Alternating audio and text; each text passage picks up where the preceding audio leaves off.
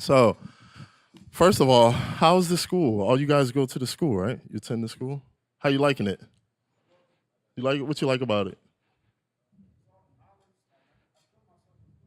Nice, nice. That's one of my students right there. Oh, look at you! I love it, The man. brag So, on him. mentally too. That's important too. I'm learning. Nice. Who else? What do you like about your school? Anybody? Yes, sir. The networking. That's important.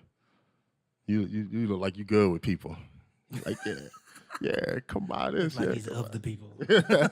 No, this is good. The reason I ask is because I mean, walking around here, seeing what you guys have access to is amazing. It is. Like I can see myself in. I'll be in here all night. They had to kick me out.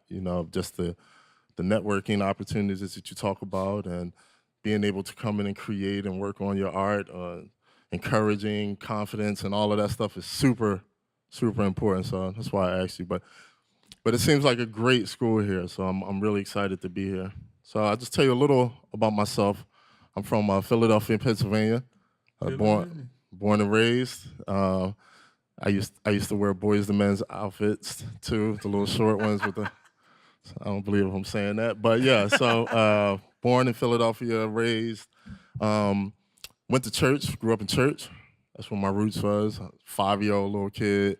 I don't feel like playing the drums, and this is what it was. And my mother invested in me because I used to beat on encyclopedias, and she wasn't too happy about that. So she bought me a drum set, and this what kicked it off.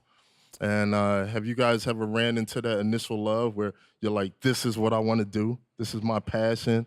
I'll do it for free if it's the right situation. I don't care. I'm not by myself, right? All right, cool. So this is what happened. I fell in love, and if you had to guess, this is interesting. I want to see if you guess. If you had to guess what my first concert was, what would you say? I'm sorry. Nah. Oh, I'm sorry. Outside of church. Yeah. Who is it with? I know it too. I can't think of her name. I'm sorry. That was a good guess. Almost though. It was Amy Grant. Have you guys heard of Amy Grant? That was my first concert. So let me tell you about this. My mom takes me to this concert, and all before that, I just been playing in church. And so we go to this concert. It's my first time in the arena, and I'm like, man, this is a big place. Like, I'm a little kid, and then the curtain opens, and there it was. I said, that's what I want to do. I want to do that right there. That drummer, right in the middle. And so what I'm coming to talk to you guys about today is the other side of that passion. The work part, the business part, the what you have to do part to even be considered. This is my 26th year of touring. Everyone knows me. There's no arrogance in any bone in my body at all. That's the way my mother brought me up. I'm not arrogant. I'm very thankful for everything God has given me. But I have been touring for 26 years. Thanks to God. I've been able to provide a living for my family. I have children. Two of my children went to college. My wife, everything. So I'm here to talk about this side of it and what you guys can do to stay encouraged while you're going through it. Does anybody have questions about this kind of topic? Or I do have a couple of questions. Absolutely. So before we get into like the business part of it, again, who's taking a class with me at all? Raise your hand. Anybody been in a class with me at all? Okay, wonderful. So I teach performance classes as well. So in class when I teach, we talk about a lot about how to interpret the music for the live stage. There's not a lot of information about that out there, just to be honest.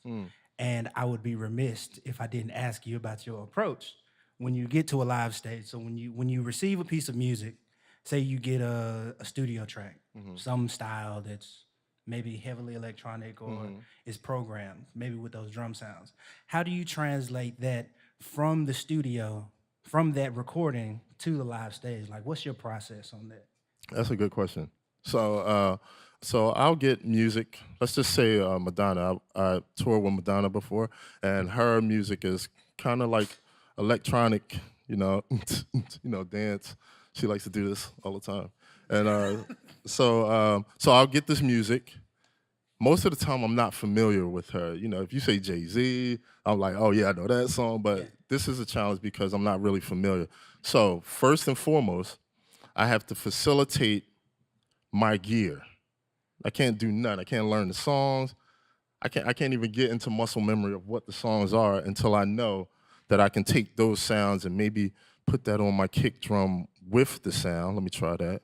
Nah, no, it's too much. The acoustic kick is too much. Maybe just electronic on the kick, acoustic snare triggered, maybe electronic hi-hats. Let me see. These hi-hats sound like? No, these ones.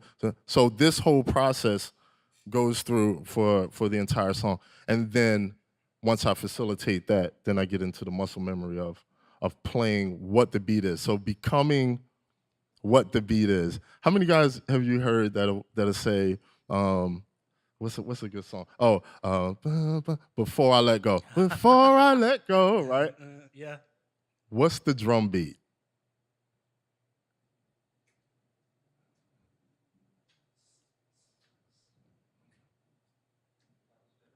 Right. So what I do is, and the hi-hats and snare sounds amazing, but the kick pattern.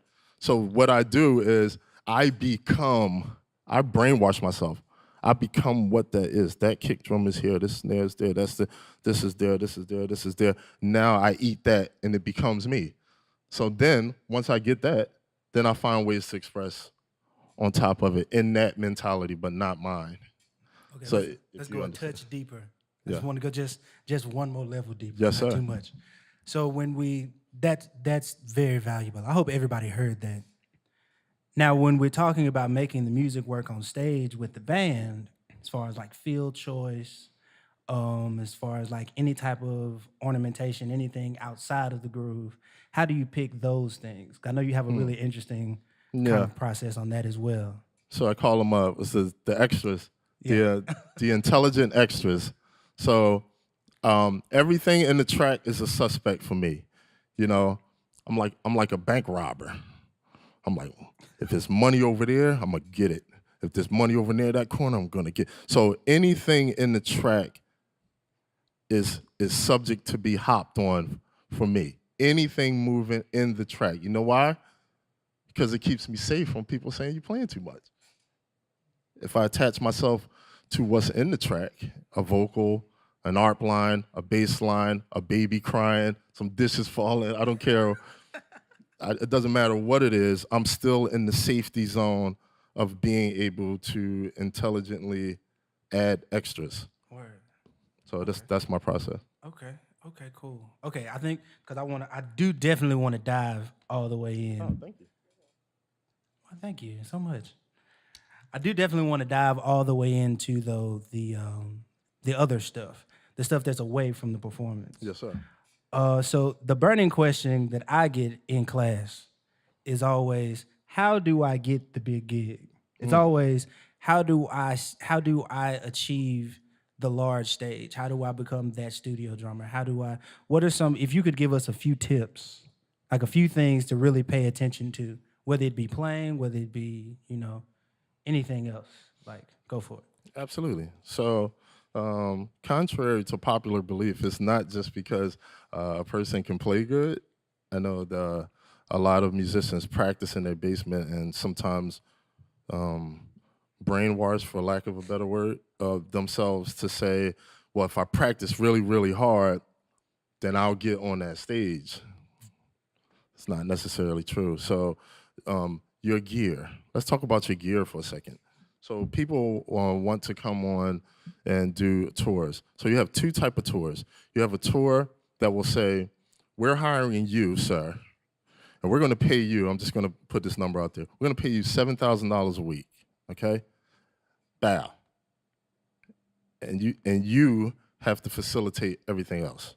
You have to get your drum set into the right cases so they can go on this semi truck with steel bars, which means probably not the hard plastic cases, because you'll be sad when the drums crush. So like touring cases, if they want electronics, so you get to the electronics and your sound man says, "Hey, can you separate those sounds so that we can have control?"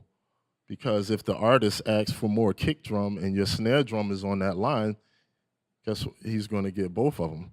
So gear is a huge part. I'm going through a situation right now where I have one drummer who has gear. He has the demeanor. He has the knowledge on how to approach the songs. All right. His retention is amazing. He's a great guy. He's never late. That's a big never late. He's never late. And so all of these things come into play. So I look at him like he's the golden child. This is the golden egg. And so then I have another guy who just really plays good. He's just really a great, phenomenal player. And it's like, but he's a great player. But his gear. But he's a great player, yeah, but he knows he's a great player and his ego is huge. So these things, in these situations, you have to be around these people. The show might be 2 hours on a show day. There's another 22 hours left in the day that you have to exist with these people. So that speaks on the other side of things, of your demeanor and being a team player. Yeah. And being able to take constructive criticism. Oh, please go deeper into that one. What? Please go deeper into that one. Okay, I'll use myself as an example. I'm an open book. It's okay. So there has been times when I've worked with an artist and I've done something, and in my mind, you know how you do something, and in your mind you be like, yeah, I just killed it. So I was like, yeah, what you got to say about that? And she came back and she was like, listen, on that part, can you just play what the beat is? And my whole insides just crashed. My internet crashed. My everything melted. And I felt all of these waves. And I'm like, how are you going to, do you know what? I lost focus. I am a team player. I am hired to play the drums. Brian, you the drummer? You the drummer, right? Just play the drums. Right. And I'm comfortable with that. So here's another level. The things that will help you with that is to create something on your own. So I don't have to feel like I'm so offended with these gigs because I have my own business and I do my own things over here. So I don't need to, that whole energy as a man and a person, I don't even really have to deal with it, man. You don't like that beat? I got 17 more. I can try them if you want. You just tell me which one you like. It's cool. And at the end of the day, I'm going to get the call again. And at the end of the day, they're going to trust me and word's going to get around. He's easy to work with. And word's going to get around. Oh, he facilitates and he does this. So getting the big gigs, in my opinion, it's like a whole gumbo of things. It's not just sitting in your basement, practice, and a good person, right? Yeah. Yeah, that sounds. Oh, there was so much in that. I want to expound, but we don't have a whole lot of time. So let's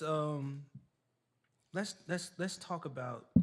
Let's just go a little deeper because a lot of times you see a lot of things on like the internet, and it might be your favorite drummer, and they're talking about things that are on a level that I might not be on. Mm-hmm. You see what I'm saying? So if we're talking about playing with Justin Timberlake, I can understand that. Mm-hmm. But what about for the musician that's really trying to break into maybe the club scene in their city? Maybe a student that's trying to, get consistent gigs in their city. They're trying to build some type of a reputation for themselves. Absolutely. Right where they are. What would you say? It's the crazy thing. Nothing changed from what I just said. Nothing changes. I don't care if it's my dad's church and it's third Sunday. I'm going to be up there equipped and ready to go. Like if it's Janet Jackson, it doesn't matter. After a while, it just becomes a part of you, and that's how the people get the benefit because it's you. You're the product. I'm making my product. I'm making my product undeniable. Right. Yeah. People say, "Man, I tried all my life. I've tried all my life." Within the things that you're willing to try. You know what I mean? I can respect that and understand it. But try all your life breaking down your own walls, like really telling yourself what you need to practice. Ooh. Really telling yourself that I need to brush up on my electronics. Really telling yourself that I need to brush up on reading these charts. Yeah. Really telling yourself that I'm not super good like that, but I'm blessed. God blessed me with something, and so let me make him proud. You know what I mean? Look, you blessed me with this. What is it? All our Bible believing people. How many talents? Remember the bull that I talk kind of like street on the Bible. The bull, you gave the bull one talent, right? The bull, what he gonna do? He gonna bury it, man. What you doing?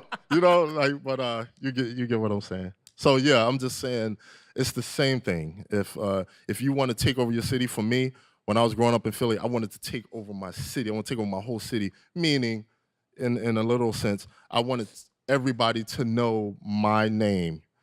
Clubs, studios, Church of God Christ Convention, which caused me to do a lot of stuff for free. A lot. Well, probably like 90%. You know, a lot. But I was just on that journey. So sometimes do you agree that you have to prove yourself a little bit first? Some people look at that as like it's a negative thing. I look at it as like it's mandatory. It's a part of the game. You could take it and apply it to a lawyer. From a lawyer doing pro bono cases, and now all of a sudden he's like Cochran status. No matter what you do, a nurse, a trash man, a doctor, no matter. So I think for me the biggest thing is really mentally telling myself what the plan is and just doing what I need to do, honestly. That's just for me. Okay. He's dropping a lot of jewels right now. Would anybody agree? There's a lot of really good stuff coming out right now. I hope so. I have another question. Yes, I have sir. all kinds of questions. Trust me. I'm afraid. But so you've been quoted by one of your friends as being a chameleon of sorts, musically, by your friend Adam Blackstone. You've been called a chameleon, and versatility seems to be. Well, when I think Brian Frasier-Moore, I think versatility. Just when I look at the resume and it's long, there's like versatility is what I see. So how important has that been to you in your career? And what did you do to build said versatility? We all human, yo. That was the first thing on my list. We all human. So versatility, man, I would not be able to pay my bills. You want to get real? Yeah. I would not be able to. My wife loves Louis Vuitton bags, okay? This is her thing. And I love her. So guess what? I better get versatile. Versatility means that you could be over here, or that person could call you for that, or reading charts, the ultimate versatility. So I work a lot with Ricky Minor as well back home. And his gig, I'll just tell you a super quick story. I'll tell you a super duper quick story, okay? But this is, I get chills every time. So this was maybe like 6 or 7 years ago, and Ricky, Teddy Campbell, they were doing American Idol. So I lived in LA, and Ricky said, hey man, I want you to come and do Teddy's sick. So I want you to come in for the week and do American Idol. This is when I found out they do recordings during the week. They rehearse with, like they have a full week. They don't just pop up at the show and play the show. So I said, yeah, I could do it, right? I said, yeah, I could do it. And so yeah, when your voice get high. Yeah. I got you. 32 charts, right? And I hadn't read charts in a while, man. I really hadn't. You know how people say you read, and they be like, yeah. Mm-hmm. And it's like, I don't necessarily believe it. Like, you can tell me if you can't. Yeah. So I did I did the higher one. Yeah, I could read. He said, all right, cool, man. We're going to be at Capitol Records, the A room. I said, that's the room Quincy Jones used to. Nah, don't trip, Brian. All right, stay focused. So he sent me the charts. I'm going over the charts. Me and my wife, she's a music teacher. She helping me out. I'm so nervous. My underarms sweating. I'm trying to get back in it. These guys read charts like it's the Sunday paper. They read it like the Eagles beat the Bears, just like that. That's just what it is. And so I walked into, yo, this is funny. So I walked into the room. I was an hour early. Ricky Minor was sitting in the chair already. I said, what are you doing here? Like, it's an hour early. Why are you here? So I walk in, set up my stuff, blase, 30-piece band. Strings, horns, Dave DeLone, Paul Jackson. I mean, the cream of the crop, right. Top musicians. No pressure. So I sit down, and I finally get my kit ready. It's 5 minutes before downbeat. If you ever work with Ricky Minor, you know if he say 10, 9:59, he's saying, okay, fellas. You know, so he's like on it. So here we go. So I sit down, and he says, all right, send it. I said, send it. I'm looking around like, send what? What does that mean? Send it, send. Next thing I heard, 1, 2, 3. I said, hold, wait. I said, wait. So send it means, he said, yeah, man, it's just paper. You just read it down. Versatility. The ESPY Awards, 82 pieces of music. Good so you have God. to play, because the bumper's in and the bumper's out.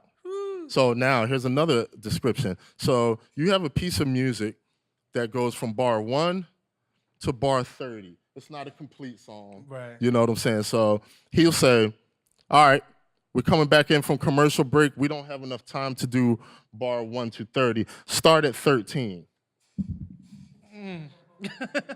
Jesus, help me. What is 13? 13 could be the pickup to the verse. 13 could be bar 7 and you're hit. So I'm just saying that to say, yes, versatility on that will just open up your opportunities and more opportunities for people to look at you like you want them to look at you, like you're complete, being able to play theme shows with Adam TV Land Awards where you have to play like Good Times or you have to play Maud or you have to play all of these other shows. And it's just like, I listened to Good Times, but I never really listened. I think I was singing more than I was Right. listening to Good Times, but then to become that, to make your drums become that, to make that. So versatility, working with Adam, working with Ricky Minor is probably more important than your ability to play or kill the drums. Yeah. Yeah. Ooh. Again, there's so much in there. Just real quick, because the questions popped in my head. For when you're picking your drum sounds, like maybe for, like you said, the TV Land Awards, when you're picking like those vintage sounds or some sound that maybe isn't something that's easy to get to, easily accessible, like some of those snare drum sounds may not have been a snare drum. So when you pick those sounds, how do you, what's your process? Like, are you going just based off of what you hear there, or do you kind of go back and do a little bit of a history study, try to kind of find out maybe what they used? Yep, the second. So I'll do a history. If I'm going to find that snare sound, I'm gonna go through my bank. I'm gonna find the closest thing. I might throw it in Reason, tweak it a little bit, export it out, see if it happens. I'll do 3 or 4 different versions. So I know working with Adam, he'll say, and he'll say, you got another one? I already know he gonna say that. Yeah. So I'll do that for each song, for each individual song. On tour it's different. I just go to Pro Tools guys and grab the stems from the record. But the television shows is probably more difficult because there are no designated stems that you can grab. So you kind of got to make your research and tweaking thing. Like, I'm a maniac, yo. It has to be done. My tech, if he was here, he'd be in the back like this. Yeah. It just has to be done. There's a way that it can be done, and it has to be done. That's just it. Well, I mean, I think anyone who's seen Brian's setup anywhere on the internet, would you agree that it looks like a crazy monstrosity? It does. It looks like the offended, Starship Enterprise, bro. Like real quick. If you look at the setup, on the left, there's this big block. Most people would use a Roland SPDS. Not Brian. Brian's drum bougie, I like to say. Brian's got the cat up there. Yeah. How many separate pads are on that itself? Pads on the screen, I think they're 12, but you got 9 trigger inputs separated. You see how crazy that is? And is that the controller? Or? That's just the controller. Yeah, so he has that running to the Elise's, not the It used to be the Kai Z8, which was Okay. a MPC 60 rack. Yeah. Right? 250 gig memory. But now recently we just changed to the TD50. Crazy. Yeah. Insanity. That's insane. Anybody know any of those things that he just said? I only know because I had to look it up. Okay, so again, really quickly before we go. I don't have a life. I know he's got to go, but he's really donating a lot of time to us. Electronics. I get a million questions on where do I go to learn electronics? How do I get the electronics? What's the best way to incorporate the electronics in my sound? How do I make this? How do I hybrid drumming, quote unquote, that whole thing? You are the guy right now, my personal opinion, because your entire kit screams hybrid drumming. What if you could give some advice on, maybe a place to start with incorporating electronics into your setup as a beginner or someone who's trying to get into that kind of thing? I would. That's a great question, and I would actually say for you to start, it's natural for somebody to throw a SPDS up and hit a snap or clap and say, "Hey, I triggered." Yeah, right. So, but that's not necessarily it. But what I would suggest that would really put you in the game is to get a kick trigger and a snare trigger, and just start feeling that for a hybrid. Because what you'll find is a lot of times I play with a lot of ghost notes. You can't do as much on the ghost notes because then you have this big trigger sound on your snare drum. So now and then it opens up your mind for those rhythms that you feel in the ghost notes, right? You have to put them somewhere else. Don't lose them, you know what I'm saying? But now your hi-hat maybe has to speak a little more intelligently or flavorful because you can't get the ghost notes out of your snare for that flavor. So I would suggest anyone that wants to trigger, just do a snare and kick trigger and just get comfortable with that, man. Listen, if you do that, you know. If you do that, Miles ahead. all right, you you probably you probably just upgraded maybe like 60 to 70% of the professional drummers that you see out here now. Know this. Yeah. I just had to let that simmer for a little while. By the way, if you need to buy gear, I think I'll usually tell people that ask me about stuff like that. Well, where do I go get one? How to get it? You can go to American Musical Supply and play as you pay for it. Z Sounds and pay for these things to get the stuff that you need because gear, like you said, is a huge point It if you is. want to do it on a pro level. Just because the standard is what it is. You know. Even CJ, we were just CJ Thompson. I was just in North Carolina. Him and Chris Key was playing this gig, and Chris had a regular kit, and CJ had kick drum, SPDS, bongos, and the stuff he was playing, It's bro, ridiculous. it was just so amazing. It was sick, yo. I was super. I was in awe, man. I was like, it was incredible. So I think that sometimes, as especially musicians, as much as we what is it? As much as we think on a detailed level, which you're playing, whether you play keyboards, whether you sing, whether you play drums, bass, or whatever, right? If we get new things into that thinking, like a trigger or SPDS, and we really see it through to really learn it, do you know what that's going to do for your creativity? It's going to send you through the roof. Like you're going to be looking at yourself like, why haven't I done this longer? So I think sometimes with our creativity and our passion we have, just feed yourself some new stuff. Just let me get on this and see how this do, and really see it through Yeah. so that you can benefit from it, in my opinion. All right, so let's go to the BFM world. There's a lot that happens over there on that planet. Let's talk about the consultations because one of the reasons that I actually I told you this. One of the reasons that I have Brian here is to bring more awareness to this program that he has. I'm gonna let him get into it, but he consults with musicians to pretty much assist you in what you're trying to do. It's not a lesson. This is really a consultation. It's worth probably 10 to 12 times what it cost. I've done it. So, Brian, would you kind of expound on that and Yes, sir. maybe give us a mini one for free? That'd be great. Absolutely, let's do it. So, okay, I'm really excited about this. All right, more than anything else. So, BFM World is my website where I wanted to put all of the services that I offer to help musicians, keyboard players, guitar players, singers, producers, DJs, sound guys, techs, monitor guys, front of house guy, whatever it may be, for you to put your art on that level so you can make some good money and change the world. All right, let's all be honest here. We're all pretty at that stage where we got to pay our own bills, just being honest, right? So there is somewhere that you can come to get advice and to get guidance on your particular area. So this is a BFM consultation. So we offer this guidance. You become a part of our family. You benefit from the perks of that we have there. We have job placement. We have 8 people hired on professional gigs, brand new people hired on professional gigs in the last 2 years. So I'm really proud about that. So we really walk you through it, and we put you in front of who is hiring today in the industry, right? All right. If you want to get hired, these are the people that's hiring. This is the program that we do to grab their attention. It works. It's been working. And so this is what I do for these consultations. But now, here's the thing.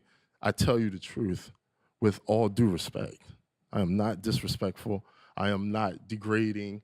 I am not for any negativity. I'm strictly for positivity. So when you come to the service, you have to be open and be able to hear and accept it. But this is what this consultation service is about.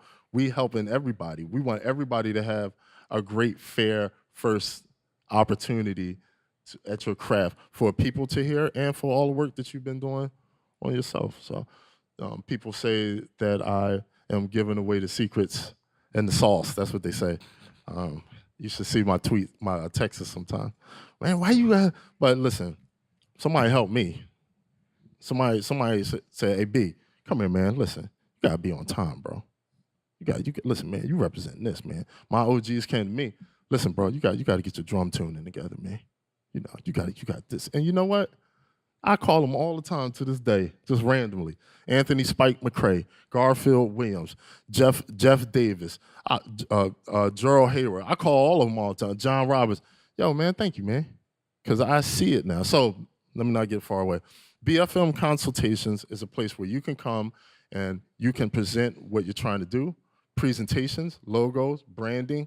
I got this amazing presentation situation. We go deep into it. You ever been in a club somewhere or you've been out somewhere at a concert and you see that person that you want to tell them about what you do, but it's like 10 million people around and he don't really look like he really feel like talking right now, right? Yo, we got plans out this world. It's all about being savvy in today's time to be able to pass something off to somebody and let them be on their way. But what do you pass off to them? You pass off the most powerful thing. You pass them off a two-piece that's going to knock them on the canvas. That's what we do. Yeah. Yeah. So we're all about encouragement, uplifting, and getting you to the place where you want to be. And that's basically what it is. Yeah, I'm actually a student of this in this program. He's doing great. Bro, I will say, ever since I've been to tell you this, after I graduated from here, outside of going to school here, this has been the hardest that I think I've worked because it made me look at it in a different perspective. It made me look at it differently. It was like, oh, it's like, oh, okay. And then I was like, well, I can go get that. And it was like, oh, wait, no, that's harder to find than I thought it was. Let me really do some digging. It's been like some sleepless nights kind of thing. Sorry. But it's worth it to me because I want it. You know what I'm saying? And again, any students that have been in my class, I'm always, how badly do you want it? Do you really want it? Are you willing to sacrifice the sleep for it? It's going to cost you. It is. But anything worth having is going to cost you a little bit. You know what I mean? You should see me on the rest of my 22 hours in a day. See? All right.